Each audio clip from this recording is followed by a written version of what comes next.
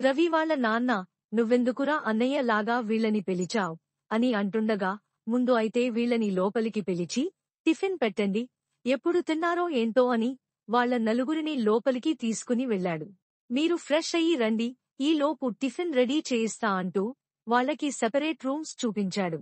వాళ్ళు రెడీ అయ్యి రాగానే రవి వాళ్ళ అమ్మ టిఫిన్ పెట్టింది. ఇప్పటికైనా చెప్పు శ్రీను, ఇంతకి రవి ఎలా చనిపోయాడు? చనిపోయినప్పుడు మాకు ఎవరికీ ఎందుకు చెప్పలేదు? ఇప్పుడు ఎందుకు రవిలా మమ్మల్ని ఇక్కడికి పిలిచావ్? అని సునీత అడగసాగింది.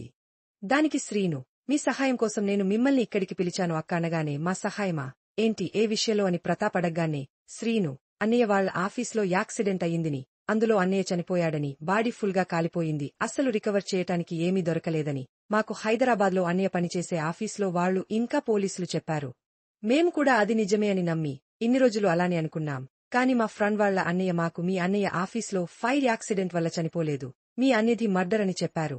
ఇంతకీ అతనికి ఎలా తెలుసు అని రమ్య శ్రీనుని అడగగా, శ్రీను తను మాకు విషయం చెప్పిన ఎస్ఐ దగ్గర కానిస్టేబుల్ ఎవరో అతనికి ఫోన్ చేసి ఇలా చెయ్యమని డబ్బులు ఇచ్చాడు అని చెప్పాడు. ఇప్పుడు చెప్తున్నారేంటి? ముందే చెప్పాలి కదా ఈ విషయం అంటే. నాకు కూడా ఈ మధ్యే తెలిసింది. మీరు ఎక్కడ ఉంటారో తెలియటానికి నాకు ఇన్ని రోజులు సమయం పట్టింది.